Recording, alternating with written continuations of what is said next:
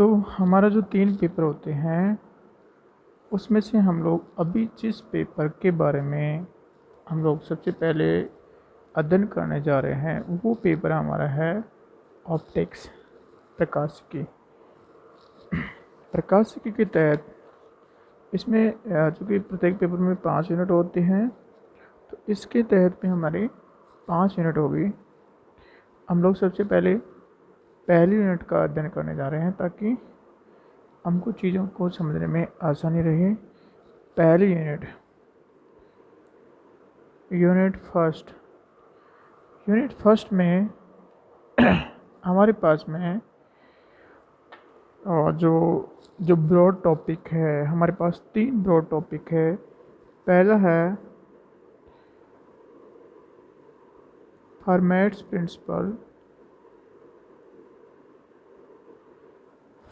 Principal.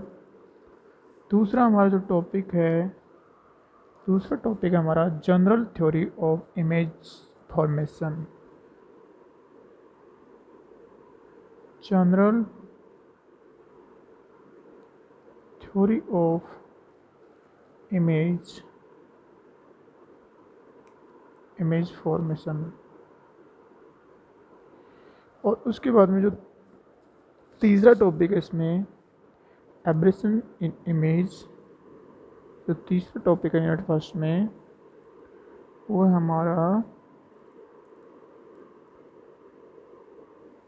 Abrasion इन images. और उसके बाद में हमारा जो फोर्थ टॉपिक इसमें ऑप्टिकल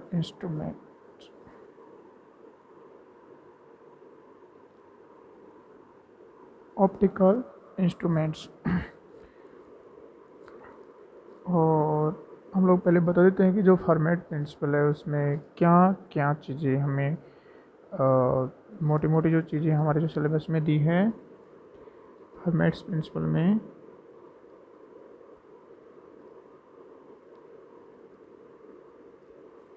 इसके तहत हमारे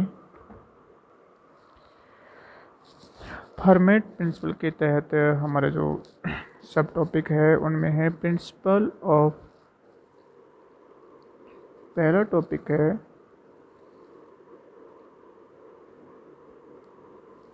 principal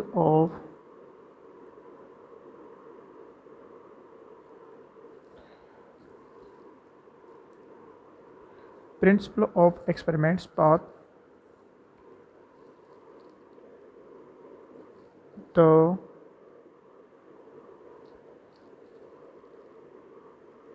planetic points of a sphere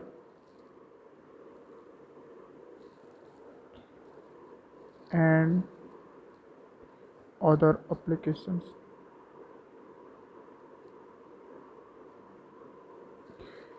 ये टॉपिक्स या तो कंटिन्यू या फिर नेक्स्ट टॉपिक के बीच में समझ के हिसाब से हम लोग एक के बाद एक या बीच में पढ़ा दिए जाएंगे। अब हमारा जो पहला है कि फर्मा प्रिंसिपल क्या, हिंदी में इसको फर्मा का नियम बोलते हैं।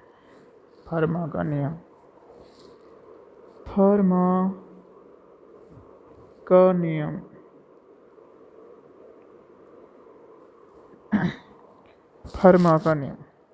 फर्मा का नियम जानने से पहले हम लोग जानते हैं कि प्रकाशीय दूरी क्या होती है। किसी माध्यम में अगर प्रकाश की किरण गति कर रही है तो हम लोग जानते हैं कि उसमें प्रकाशीय दूरी क्या होती है। प्रकाशीय दूरी हम लोग अभी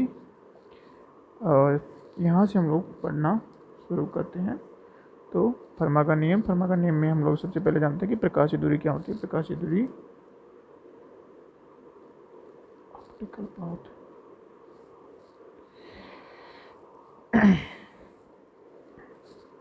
प्रकाशीय दूरी किसे कहते हैं? जब कोई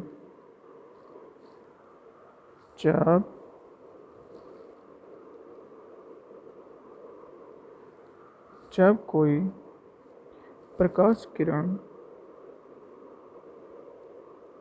जब कोई प्रकाश किरण म्यू अपवर्तनांक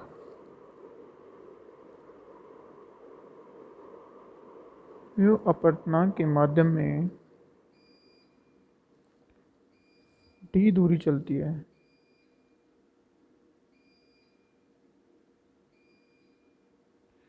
जब कोई प्रकाश किरण म्यू अपवर्तनांक के माध्यम में d दूरी चलती है तो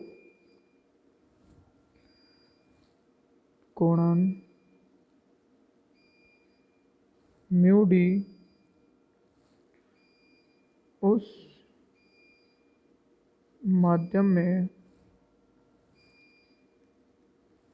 प्रकाशीय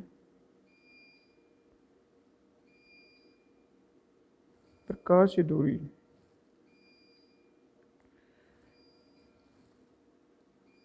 कहलाती है।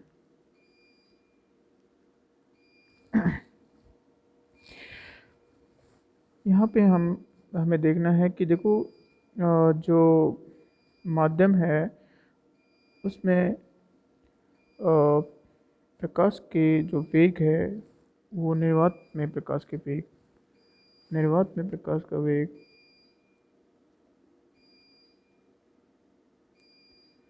निर्वात में प्रकाश का जो वेग है या चाल है इसकी c उससे कम या बराबर हो सकता है, इससे ज़्यादा नहीं हो सकता है।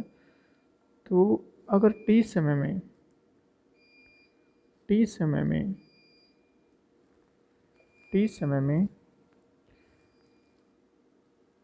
किसी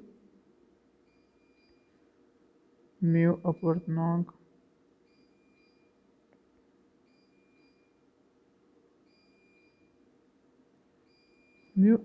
वाले माध्यम में प्रकाश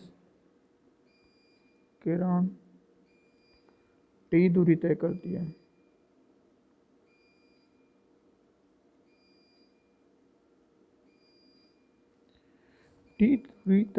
है, तो प्रकाश की इस समय के लिए इस माध्यम में तय की हुई दूरी के लिए हम लोग जो प्रकाशीय दूरी होगी वो हमारे पास में इसका अपवर्तनांक मल्टीप्लाई बाई माध्यम में प्रकाश द्वारा तय की गई दूरी t के बराबर आती है। इस प्रकाशीय दूरी का मतलब क्या हुआ, चूँकि माध्यम में प्रकाश का वेग c से कम होगा, अतः जो दूरी तय की गई d, ये जो d है ये लेस देन एंड इक्वल और जो निर्वात में t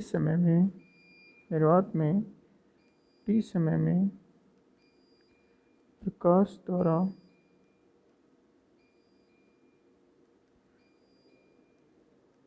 तय दूरी इस दूरी से कम या बराबर हो सकता है। तो जो प्रकाशीय दूरी से आज से क्या है कि t समय में प्रकाश निर्वात में कितनी दूरी तय कर लेता है उसको ये रिप्रेजेंट करता है।